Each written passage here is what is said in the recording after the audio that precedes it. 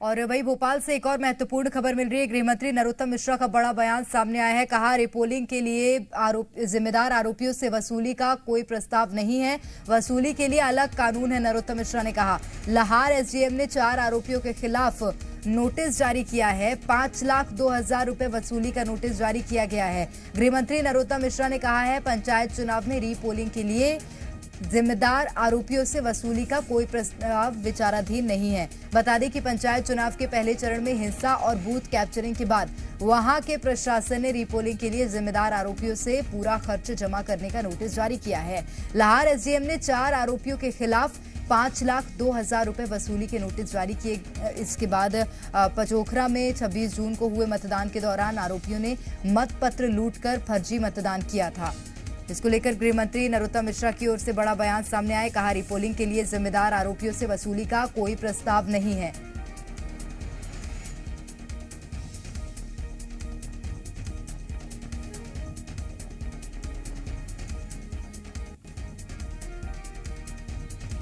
तो गृह मंत्री डॉक्टर नरोत्तम मिश्रा का बड़ा बयान सामने आया है। कहा, रिपोलिंग के लिए जिम्मेदार आरोपियों से वसूली का कोई प्रस्ताव नहीं है।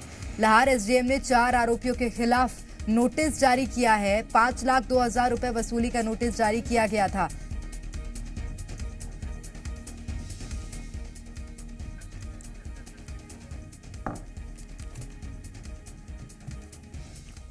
और चलिए अधिक जानकारी लेंगे। इस वक्त हमारे साथ भोपाल से संवाददाता आकाश सीधे जुड़ गए हैं। आकाश, अब गृह मंत्री डॉक्टर नरोत्तम मिश्रा का बड़ा बयान सामने आ गया है कि रिपोलिंग के लिए वसूली का कोई प्रस्ताव नहीं है, तो क्या अब जो आरोपियों पर कार्रवाई की जानी थी, जो नोटिस जारी किया था, वो वापस लिया जाएगा?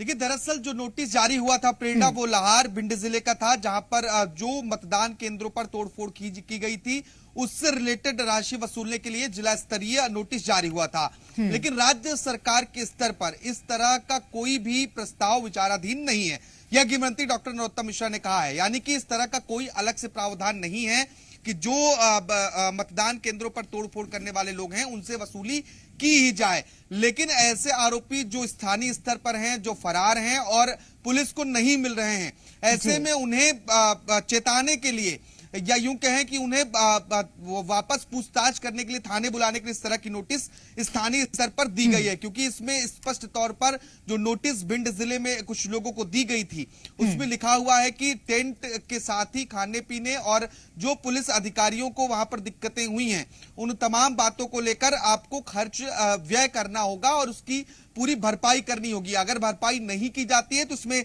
साफ तौर पर यह भी लिखा है कि आपके अवैध भवन को ध्वस्त कर शासन के खर्चे की पूर्ति की जाएगी। लेकिन राज्य सरकार के स्तर पर दूसरा कानून जरूर बनाया गया है। वसूली का अधिनियम राज्य सरकार लेकर आई है। अगर सार्वजनिक संपत्ति, किसी भी प्रकार की निजी संपत्ति को किसी प्रदर्शन, दंगे के दौरान नुकसान पहुंचाया जाता है या पत्थरबाजी की जाती है तो उसकी वसूली राज्य सरकार करती है। इसके लिए एक विधिक प्राधिकरण का भी गठन किया गया है। लेकिन मतदान वाले मामले में अलग है। गृह मंत्री ने स्पष्ट कहा है कि यह मामला पूरी तरह से अलग है। जो राज्य सरकार का कानून, जाहिर तौर पर मामला अलग है आकाश, मतदान वाला। लेकिन अब देखिए, अब वो जो आरोपी थे जिनके खिलाफ नोटिस जारी हुआ था, अब गृह मंत्री के बयान के बाद आगे किस तरह से कार्रवाई की जाएगी? देखिए, इस बारे में अभी बहुत कुछ स्पष्ट कह पाना प्रेरणा मुश्किल है, क्योंकि जो नोटिस जारी हुआ है वो स्थानीय स्तर पर हुआ है और अनुविभागीय दंडाधिकारी के यहां से ये नोटिस जारी किया गया है। लाहार और भिंड जिले का पूरा मामला था। इस मामले पर राज्य स्तर पर यही बयान सामने आया गृह मंत्री का कि ये वो मामला अलग है, क्योंकि स्थानीय स्तर पर नोटिस जारी हुआ तो स्थानीय प्रशासन इस मामले पर जवाब देगा कि वो आगे इस पर क्या कार्रवाई करेगा और जिन लोगों को नोटिस जारी किया गया है क्या उन्होंने उसकी भरपाई की है या फिर अब उनसे भरपाई नहीं कराई जाएगी। जाहिर तौर पर ये तो है ही आकाश, लेकिन देखना होगा कि अब आगे किस तरह से कार्रवाई होती है। और आकाश, क्योंकि अभी तीसरे चरण का जो मतदान है वो बाकी है, उसको लेकर भी अगर किसी तरह की विवाद की स्थिति पैदा होती है, जो जैसा वाकया देखने को मिला था पहले चरण में, अगर ऐसा होता है तो अब उनके खिलाफ किस तरह से कार्रवाई की जाएगी, कोई आइडिया मिल पाया क्या आपको? देखिए, पहले चरण में भी इस तरह की गतिविधियां सामने आई प्रेरणा, और कल जो दूसरा चरण खत्म हुआ है, यहां पर भी मतपत्र फाड़ने की कोशिश की गई है। कई जगहों पर ऐसी तस्वीरें एक दो जगह से सामने आई जहां पर रीपोल होना है। अब तीसरे चरण में ऐसी स्थितियां ना बने, इसके लिए राज्य निर्वाचन आयोग कड़ी सुरक्षा का इंतजाम कर रहा है। हर बार दावा होता है कि सुरक्षा के पुख्ता इंतजाम है। 49,000 पुलिसकर्मी कल थे और इसके पहले प्रथम चरण के मतदान में 52,000 पुलिसकर्मी तैनात किए गए थे।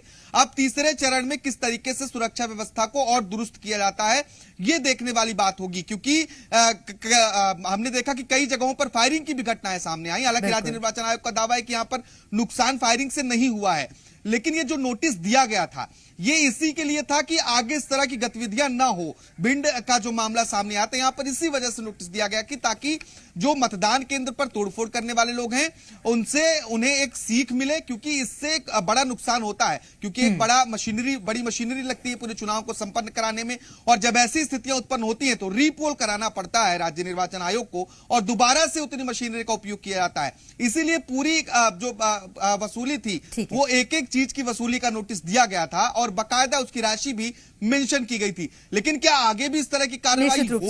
अभी ये सवाल ही आकाश की, क्या आगे भी इस तरह की कार्रवाई होगी या अभी फिलहाल इस पर रोक लगाई जाएगी, देखना होगा। बहुत शुक्रिया आपका तमाम जानकारी साझा करने के लिए। तो गृह मंत्री डॉक्टर नरोत्तम मिश्रा का बड़ा बयान सामने आया है, आपको सुनाते हैं गृह मंत्री ने क्या कुछ कहा। सरकार ने जो पुनर्मतदान के नाम पे कुछ लोगों को नोटिस जारी किए हैं कि पुनर्मतदान का खर्चा क्यों ना इन लोगों से वसूला जाए, सरकार के पास कुछ ये क्यों शब्द ही जानकारी लेने के लिए, पर मध्य प्रदेश सरकार के पास में ऐसा कोई भी प्रस्ताव विचाराधीन नहीं है। जैसे पत्थर वालों से वसूला जा रहा था तो इसमें उसके लिए अलग से कानून आया था, वो अलग कानून है, ये विषय एकदम भिन्न है।